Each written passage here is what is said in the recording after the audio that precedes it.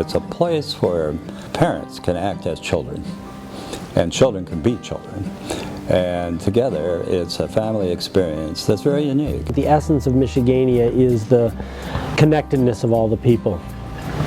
Everybody's in a good mood when they're here, you know, and I mean not just our family, but everybody. Brings out the best in families, I guess is what we're saying, Yeah. and the best in friendships. To me, Michigania has always meant both fun and freedom at the same time. I don't think I'd be the person that I am today if there wasn't a Michigania. Michigania to me means a whole way of living for families, for children, for living, just enjoying the outdoors and nature. I mean, it's a magical place in that, you know, things happen. You know, get energy from places that you never thought you could have energy. I guess the essence of Camp Michigania is magic.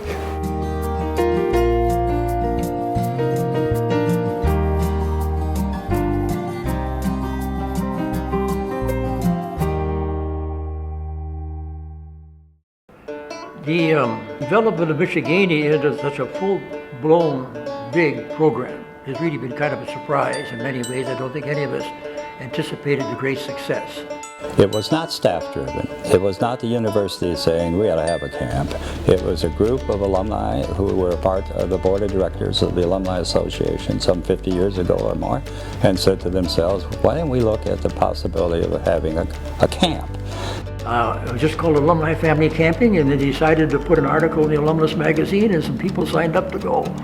We started coming to Michigania before it was Michigania. It was a lot of fun, and because it seemed to work, they then decided to try it again and got even more people because word of mouth starts spreading the good news.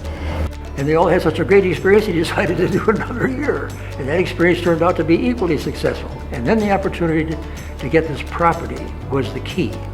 And what this was a children's camp, a boys and girls camp. The camp divided into a boys section and a girls section at this camp. And they found that the owner of it, Mr. Tomlinson was his name. So Mr. Tomlinson had reached an age where he wanted to sell the camp, and our little committee of alumni found that out and came up here and rented the camp actually for a few weeks the first summer or so, and then ultimately made an offer.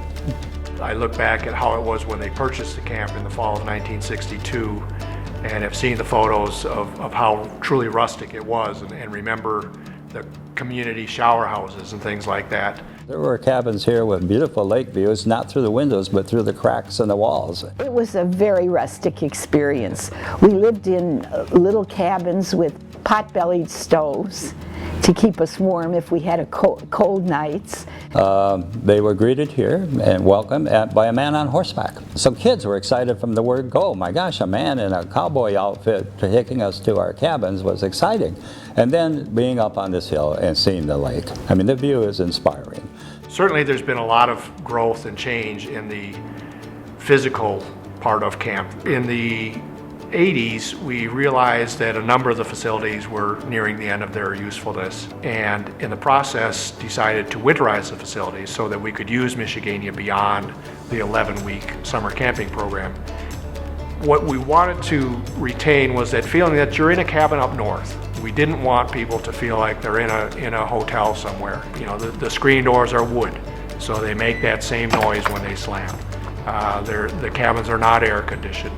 You know, they are screened. They're comfortable, but you feel like you're in a cabin, and that's what we wanted. Just today, driving in the entryway of Michigania, I see the rock that's been there for years. I see a rock with the block M on it, and it starts my heart beating a little faster. And we still keep coming because we love it. We came with children. When they went to college, we came alone. And when they came back from college, they came back. And when they had children, they brought their children. Now I think there are about 23 of us, aren't there? Isn't there? Back come up. Yeah, now she has a great-grandchild that's here. And we have a great-grandchild, so it's a third generation is coming up, and they all love it. We now have 34 of our family up here this week, our descendants, and our brothers and our sisters and their descendants who get to enjoy this because we made a pretty good choice 42 years ago. I don't think the essence of camp has changed. I mean, it's more comfortable now for sure, but I think because people I talk to who have young children that haven't been coming that long, it's the same thing for them as it was for us when we first started coming. Camp is the one consistent thing in my life. I mean, I could be anywhere in the country and I know it's home 1 week a year. One of the things that's great about Michigania is meeting other people and getting to know them and learning how their families are and what their lives are like and just sharing life experiences with people. The essence of camp to me is disconnecting from the real world, and from our busy lives. Camp kind of goes a lot slower than 1 real week, but in a good way, not in a bad way at all. Not having like electronics, it's nice to have them obviously, but like when you're at camp, I think it just holds you back. And it's like you could either be like on the raft with your friends or going on Facebook, and it's not the same. Every single week we have certain activities all season long. The faculty forums and the lectures by the faculty in the evening. We have a water festival, we have a keg and coke, we have a sailing regatta, but there's always horseback riding that many families are addicted to, swimming, boating, archery, and it's really wonderful tradition after wonderful tradition.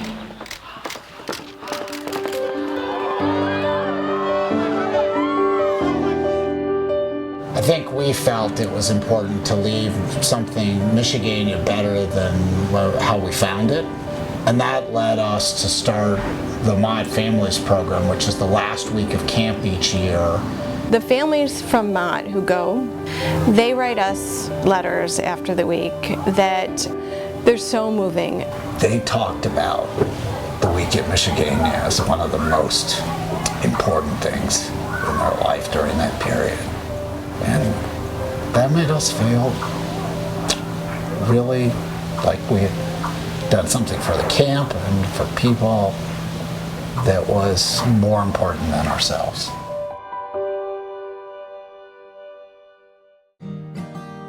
I think in terms of us sustaining Michigania, I think always looking to the past as we think about the future and thinking about the tradition and the history of the place will allow it to not lose its feel. We've got a group of 8 master's students from the School of Natural Resources and Environment that are working on how we can be more energy efficient.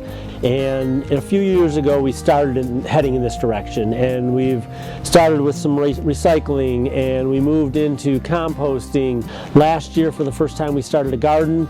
We've built it up a little bit this year. We hope to continue doing that. We're looking at solar panels in more and more places. I think the key is, though, the essence of the place hasn't changed. The people, the passion, that hasn't changed. I hope that the future of Michigania looks very similar to the Michigania that you see today.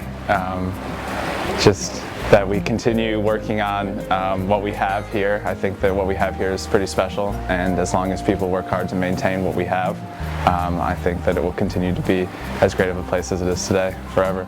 Campers need to understand their obligation to continue this work so others can enjoy it. As long as we keep coming back, it's our responsibility to make sure that everyone enjoys Michigania as much as we do, and it's just as much a part of them as it is for us. I would hope that the same fundamentals of caring and autonomy for little kids and enjoyment of the out of doors, I hope that they preserve, because it's being lost in the cities. It's being lost all over the world, really. One piece of advice to your future campers: put a smile on your face and have a great time. Just relax and don't think about anything else but what fun you're having. And you have to have fun up here. If you don't, it's your fault. I see that Michigania can continue forever. I really do see that this kind of an experience, no matter what's happening in the world, that Michigania will be something that people always treasure and always want to return to, and always want to make sure that it's available for future generations.